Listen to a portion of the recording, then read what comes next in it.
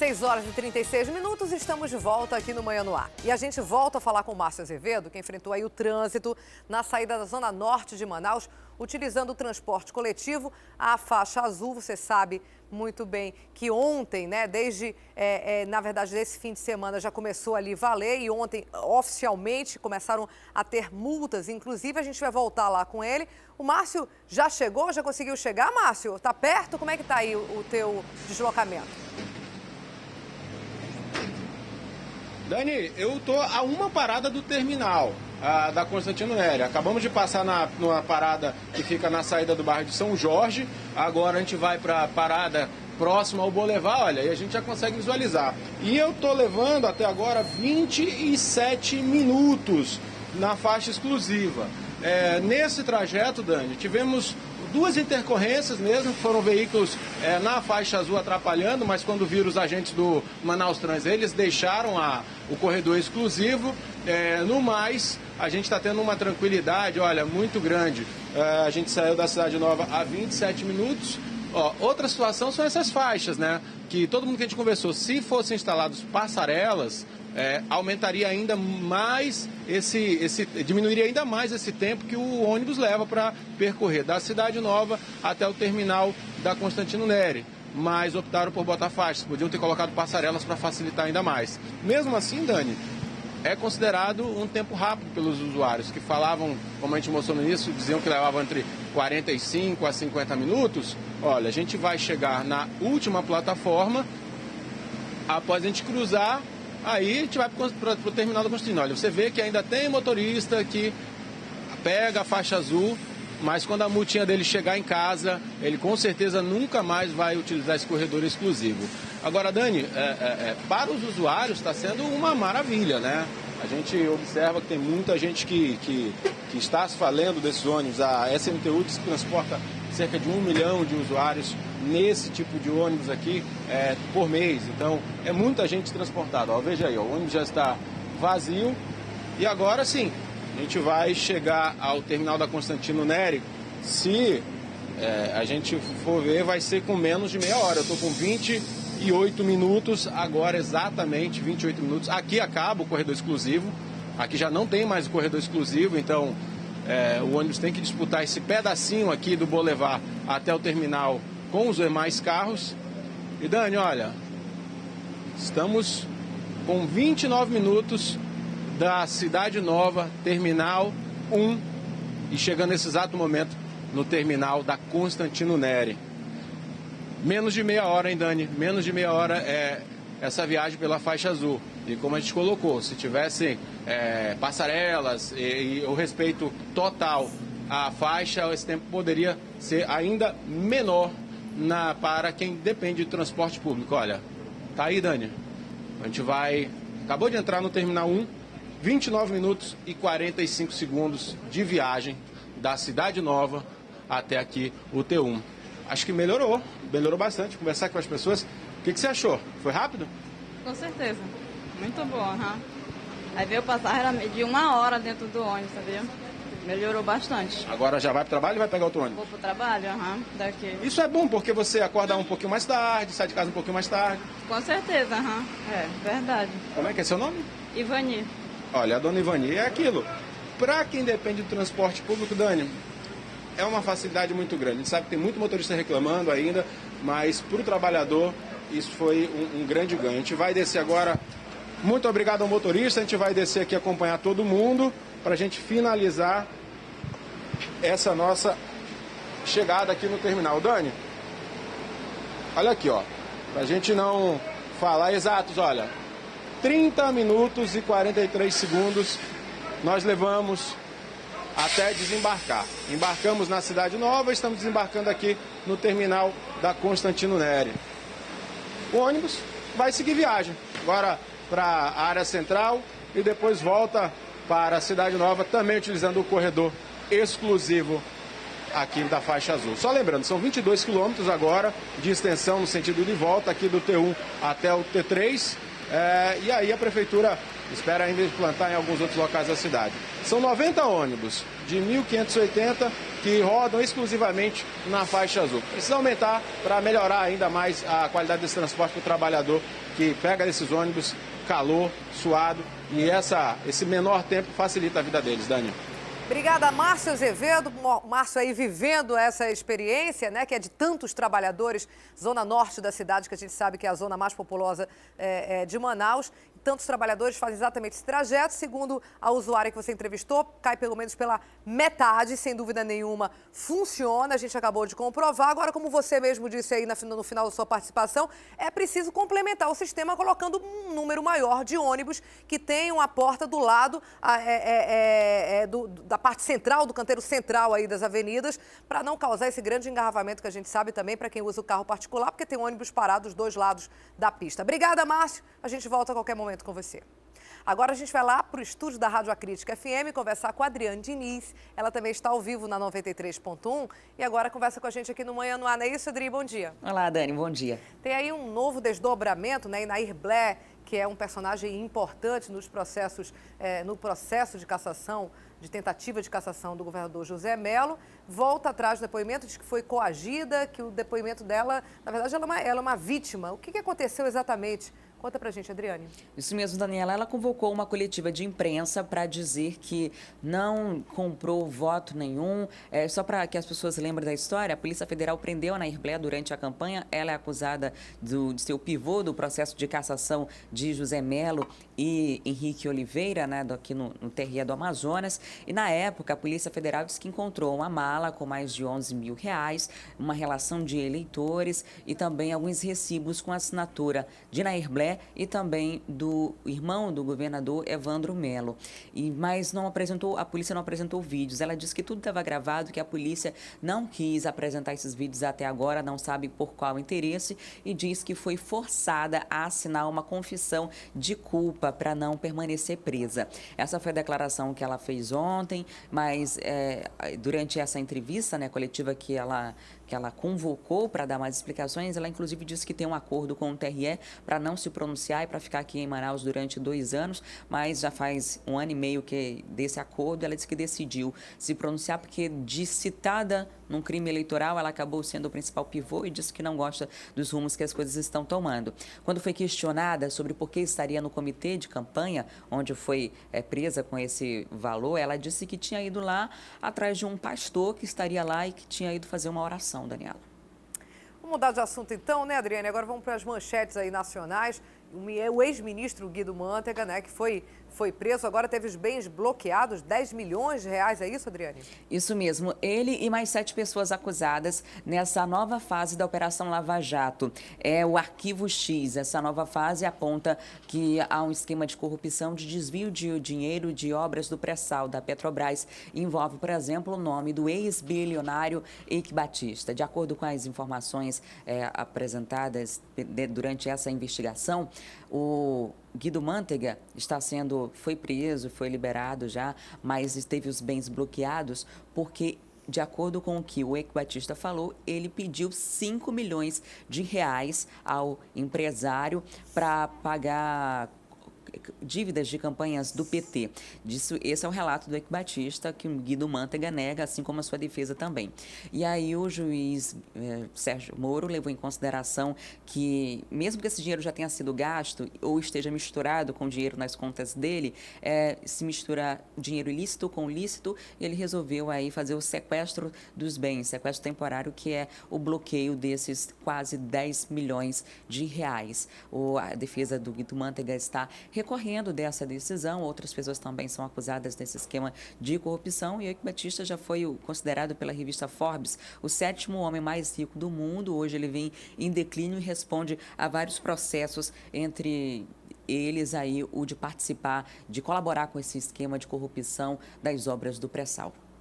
Adriane Diniz, muito obrigada. Ótima sexta-feira para quem acompanha a gente agora, nesse momento, pela Rádio Acrítica. A Adriane volta daqui a pouco, você sabe, né? A gente está com uma série de entrevistas aí com os candidatos à Prefeitura de Manaus. A Adriane e nossos colegas dos jornais impressos e também do portal. Vamos entrevistar logo, daqui a pouquinho, daqui a meia hora mais ou menos, Luiz Castro, que é candidato da Rede. Então, Adriane, daqui a pouco eu volto com você e a gente convida todo mundo que está também acompanhando pela Rádio A Crítica, acompanhar ou pela TV ou pela própria rádio, que será transmitido também. Até mais, Adriane. Até já. Olha, são 6h46, a gente vai te mostrar o que já foi notícia, um resumo do que já foi notícia até agora no Manhã no Ar. Vamos ver. O Ministério Público Federal envia notificação para o governador José Mello. A intenção é que ele instaure um processo administrativo para apurar as responsabilidades dos desvios de recursos públicos que estão sendo investigados na Operação Maus Caminhos. Segundo a Polícia Federal, mais de 110 milhões foram desviados da saúde do Estado. Durante visita a Manaus, a porta-voz da Rede Sustentabilidade, Marina Silva, visita a Rede Calderaro de Comunicação. Ela já visitou a maioria das capitais e segue agora para Belém do Pará. As viagens fazem parte da agenda para reforçar as campanhas da legenda pelo país.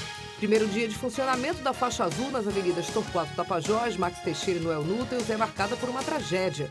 Um aposentado morreu após ser atropelado por um carro que trafegava no corredor exclusivo na Avenida Max Teixeira. Nas redes sociais, motoristas reclamaram das mudanças. A penalidade para quem trafegar na faixa é de R$ 197 e mais 7 pontos na carteira. A Secretaria de Segurança Pública intensifica a operação de combate ao tráfico de drogas na cidade. As ações foram realizadas principalmente nas ruas Jorge Teixeira, na zona leste de Manaus. Segundo a Secretaria de Segurança, o bairro apresenta altos índices de crimes relacionados ao tráfico e ao consumo de drogas. Por isso, desde a segunda-feira, as polícias civil e militar estão presentes no local de forma ostensiva. Hoje é dia de inclusão social e profissional de pessoas com deficiência e dos beneficiários reabilitados pelo INSS. Como parte da programação dessa data, os Cines Manaus e Amazonas vão realizar uma ação no Centro de Convivência do Santo Antônio. Muitas vagas aí de emprego serão disponibilizadas e é para lá que a gente vai ao vivo com a Thea Morel, que vai contar mais detalhes para a gente dessa ação. Não é isso, Thea? Bom dia. Como é que está sendo chamado então esse dia? Dia D, não é isso? Quantas oportunidades de emprego estão disponíveis, Thea?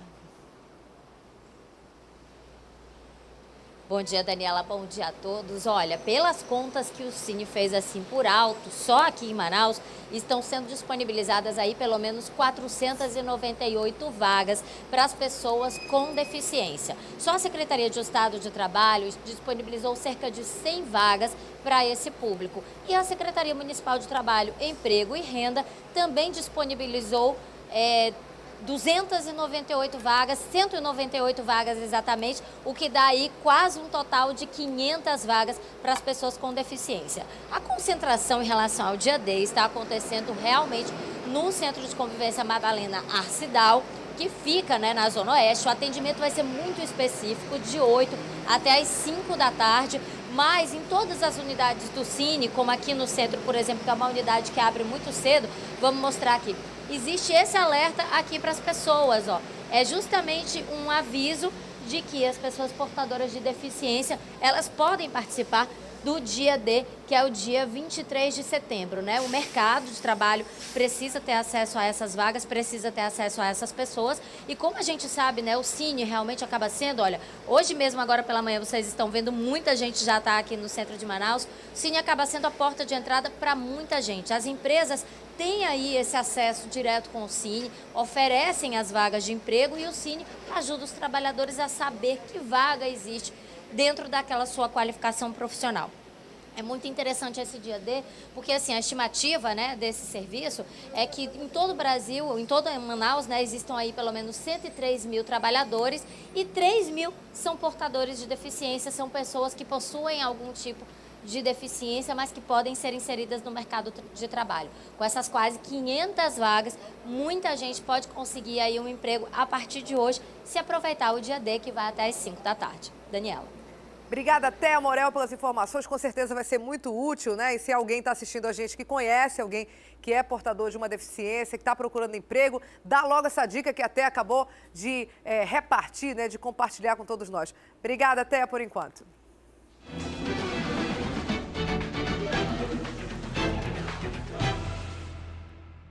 E neste domingo você acompanha aqui na TV A Crítica o debate entre os candidatos à Prefeitura de Manaus. 7 prefeituráveis vão ter a chance de apresentar para você, eleitor, as propostas de governo. Vamos ver como é que estão os preparativos.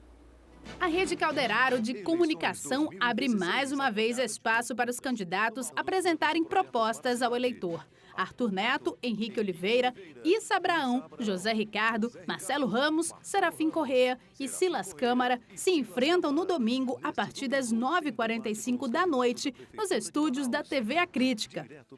Agora, frente a frente, cara a cara, fazendo pergunta um aos outros, no padrão que sempre fizemos, que a TV sempre fez, de enfrentamento direto, de perguntas diretas com temas livres. Então, a gente espera um debate quente, mas respeitoso, para que o nosso eleitor, para que o povo amazonense, nosso telespectador, tenha mais uma oportunidade de escolher quem vai aí gerir ou continuar ou gerir a nossa cidade. O debate vai durar 1h45 e vai ser dividido em 3 blocos. No primeiro, cada candidato vai ter a chance de responder a uma pergunta feita por um adversário. A ordem de perguntas e respostas foi definida por meio de sorteio. Os prefeituráveis vão ter direito a réplica e tréplica. A dinâmica do segundo bloco é parecida com a do anterior, mas foi feito um outro sorteio para definir quem pergunta para quem.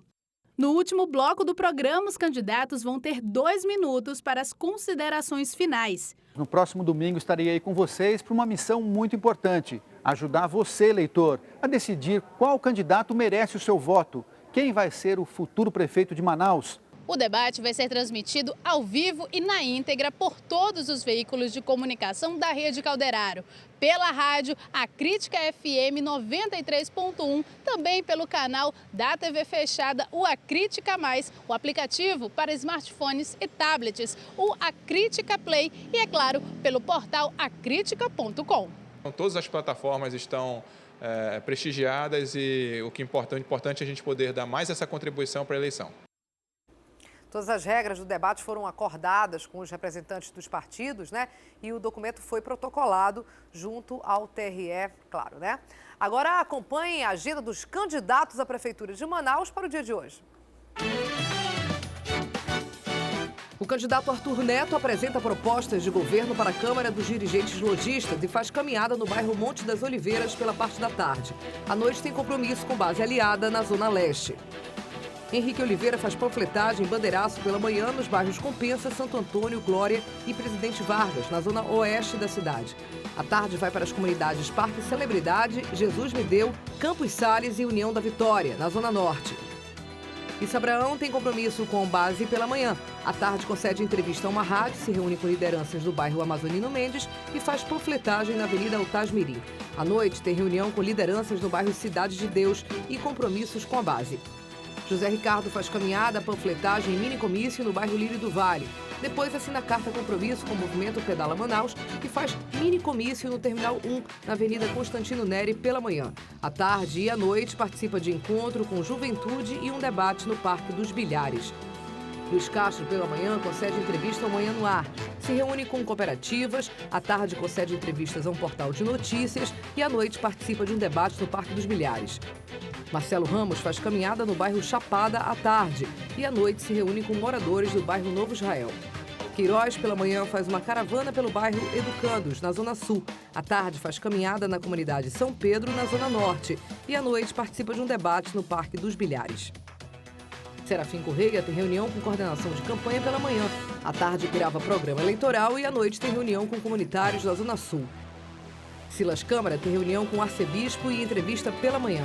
À tarde também concede nova entrevista e participa de caminhada. À noite tem reunião com lideranças comunitárias.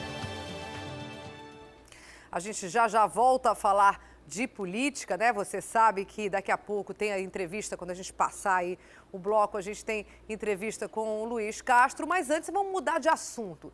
Quem tem animal de estimação em casa sabe que eles são verdadeiros companheiros aí para todas as horas. Existe até estudo que comprova que eles ajudam no combate à depressão, por exemplo, né? E pensando nisso, um grupo de voluntários resolveu utilizar alguns cachorros durante o treinamento médico em hospitais daqui de Manaus. E o resultado tem dado bastante certo. Vamos ver na reportagem da Natália Nascimento.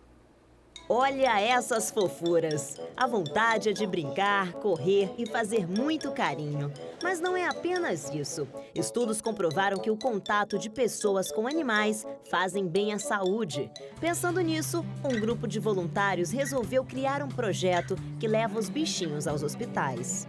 Esse tipo de tratamento é conhecido como pet terapia, ou terapia assistida animal, no qual participam cães que auxiliam no tratamento de determinadas doenças, principalmente nos idosos. Ao todo, 23 cães fazem parte do Pet Terapia, que já existe há 2 anos e meio. Eles fazem visitas 2 vezes ao mês na Fundação Dr. Thomas. Então, nós já conseguimos ver, observar ajuda de idosos que saíram da depressão, de idosos que tinham medo dos cachorros. Hoje em dia, a gente já chega próximo dele com os cães, ele já penteia os cães, outros contam história. Então, o fato de só eles estarem lembrando da sua infância e contando a história de quando tem um cachorrinho, quando tinha um cavalo, tinha um gatinho, traz um pouco de felicidade para eles, né? Essa lembrança. E aí ajuda a trabalhar também a memória deles. Dona Sueli é uma das pacientes que teve uma evolução em seu quadro a partir do convívio com os animais. Eu tinha depressão, agora não, agora eu estou bem alegre, feliz da vida. E isso é graças também aos animaizinhos? Os animaizinhos, que eu gosto muito. E, gente, olha só que cena linda. Essa aqui é a Dona Isabel. E vocês estão vendo, né? O animalzinho chega aqui próximo dela e ela já quer pegar, quer carregar, quer fazer carinho, né, Dona Isabel? Você gosta? É verdade, eu gosto. Mas para estar em contato com os pacientes, os animais precisam passar por uma avaliação. O que mais a gente busca neles são os cães bem sociáveis, que aceitem todas as pessoas tocadas. E aí esses cães, a gente passar na avaliação, a gente vê que dá para trabalhar e vão se encaixando no projeto. A gente traz para dentro do projeto. Para os tutores dos pets, é uma satisfação poder contribuir com a melhoria dos pacientes. É um prazer imenso a gente poder dedicar um pouquinho do nosso tempo, né, para quem tem esse tempo, para trazer um pouquinho de alegria para eles que precisam tanto de atenção, né? Eu acho que é muito vantajoso mesmo. E se você tem um cachorro que adora dar e receber carinho, quem sabe ele pode se tornar um cão terapeuta e ajudar na saúde de quem tanto precisa. Muito fofos, né? Olha, 6 horas e 58 minutos. A gente faz um pequeno intervalo e volta daqui a pouco com a entrevista de Luiz Castro, candidato da Rede Sustentabilidade à Prefeitura de Manaus. Eu e meus colegas do jornal, né? Do Jornal A Crítica, do Manaus Hoje, do portal Crítica.com e da Rádio A Crítica. Vamos entrevistá-lo aqui no Manhã no Ar. A gente volta já já.